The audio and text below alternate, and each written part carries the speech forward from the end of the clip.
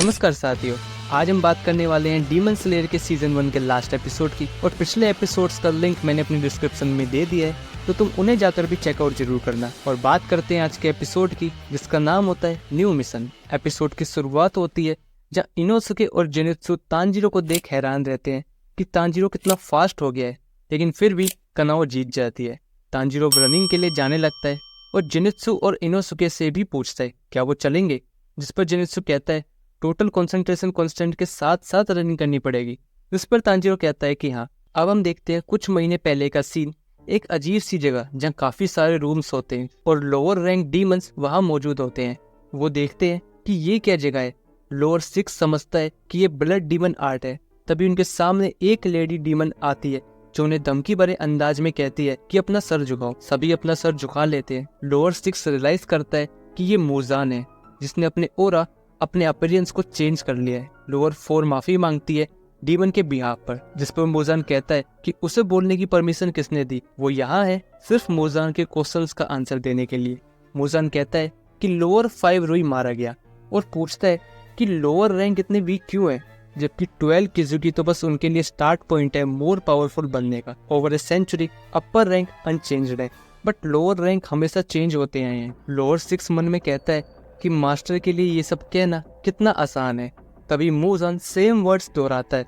Lower 6 देखता है कि मास्टर उसका माइंड पढ़ सकते हैं, लेकिन मोजान अभी अपने हाथ से एक डीमन निकालता है और वो लोअर 6 को खा लेता है। लोअर 3 सोचता है क्या अब वो अगला है। मोजान फिर लोअर 4 से पूछता है क्या वो मोजान से ज्यादा डीमन स्लेयर से डरी हुई है, और वो हर बार भागने के बारे में ही सोचती है जब भी वो डीमन स्लेयर से टकराती है। लोअर 4 इस बात को मना करती है, लेकिन मोजान उसे भी मार देता है। लोअर 3 देखता है कि चाहे वो मास्टर की बातों में हाँ करे या ना करे, वो मरने ही वाले हैं, इसलिए वो वहां से भाग जाता है। लेकिन वो देखता है कि उसका सर मोजान के हाथों में है। मोजान कहता है कि लोअर रैंक को हटा देना चाहिए और सिर्फ अपर रैंक ही काबिल है। लोअर 3 का हेड अभी कहता है कि ये वीवा प्लेयर्स टेक्निक है। मोजान फिर उसका सर सर झुकाए 2 डीमन के सामने पटक देता है और कहता है क्या उनके कोई लास्ट वर्ड्स हैं। लोअर 2 कहता है कि उसे थोड़ा टाइम चाहिए। अगर मास्टर उसे अपना ब्लड दे तो वो पावरफुल बन सकता है और मास्टर को कभी रिग्रेट नहीं होगा लोअर 2 पर। मोजान जिस पर कहता है कि उसे कितना टाइम चाहिए, कैसे वो बेनिफिशियल होगा उसके लिए। और मोजान देखता है कि लोअर 2 मोजान से रिक्वेस्ट नहीं बल्कि उसे ऑर्डर दे रहे हैं, और वो कहता है कि वो कैसे मोजान को ऑर्डर दे सकता है कि वो उसे ब्लड दे। लोअर 2 कहता है कि मास्टर आप गलत समझ रहे हैं, जिस पर मोजान कहता है कि वो कुछ गलत नहीं समझता और ना ही समझा है आज तक। उसके वर्ड्स एब्सोल्यूट हैं और अब लोअर 2 भी मारा जाता है। लोअर 3 का हेड अभी देखता है कि वो भी जल्दी ही मर जाएगा। मोजान अभी लास्ट डीमन से उसके लास्ट वर्ड्स के बारे में पूछता है। लोअर 1 कहता है कि ये एक सपना है उसके लिए, वो मोजान के हाथ से मरने जा रहा है और वो कितना ब्लेस्ड है कि उसने बाकी डीमंस को मरते देखा और वो लास्ट में बचा हुआ था। मोजान उसे देखता है और सडनली मोजान की आर्म उसके गर्दन में अपनी उंगली घुसा देती है।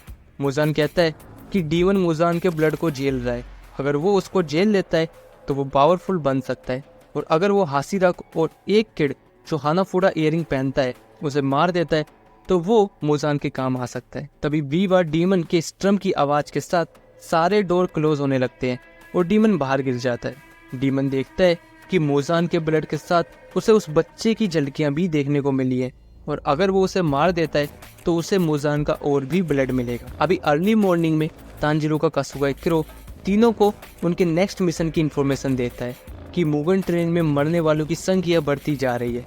40 लोग मिसिंग हैं और वो नेक्स्ट मिशन में रेंगोकू को भी ज्वाइन करेंगे। एट नून कागिया शिनोबू को बताता है कि वो तांजीरो और बाकियों को मुगन ट्रेन मिशन पर भेज रहा है, और फिर वो शिनोबू से पूछता है कि उसने तांजीरो का नाम रिकमेंड क्यों किया मिशन के लिए। शिनोबू कहती है कि तांजीरो की सोल प्योर है और वो उसकी एक्सपेक्टेशन से ज़्यादा अच्छा कर पाया है और उसका गोल क्लियर है मोजान को डिफीट करने का, और बताती है कि तांजीरो के फादर फायर ब्रीदिंग यूज़ करते थे और तांजीरो को अभी भी काफ़ी कुछ देखना बाकी है और रेंगोकू तांजीरो को अच्छे से गाइड कर सकता है। कागिया कहता है कि नेजुको ह्यूमन को नहीं मारेगी और वो मोजान से भी मिल चुकी है, और ये तांजीरो की किस्मत है मोजान को डिफीट करने के लिए। अभी तांजीरो तैयार होता है जाने के लिए, तभी वो एक लड़के से टकरा जाता है। तांजीरो देखता है कि ये फाइनल सिलेक्शन में भी था, बट इसने इतने शॉर्ट टाइम में खुद को काफ़ी गेन कर लिया है। तांजीरो अभी आओई से बाय करने आता है और उसको थैंक्स करता है, जिस पर आओई कहती है कि उसे थैंक्स बोलने की जरूरत नहीं है, वो बस बाय लक फाइनल सिलेक्शन में बच गई और उसके बाद वो इतनी डरी हुई थी कि बैटल में ना जा सकी। जिस पर तांजीरो कहता है कि फर्क नहीं पड़ता, आओई के इमोशंस तांजीरो के साथ हैं और अब जब वो नेक्स्ट टाइम बैटल में चोटिल होगा तो वो वापस आओई के पास आएगा खुद को ठीक कराने के लिए। फिर वो कनाओ को भी बाय करता है, लेकिन वो कुछ नहीं कहती। कनाओ फिर एक कॉइन उछालती है और फिर कहती है कि थैंक्स की जरूरत नहीं है, वो बस ऑर्डर्स फॉलो कर रही थी। तांजीरो पूछता है कि ये क्या उछाल दिया उसने।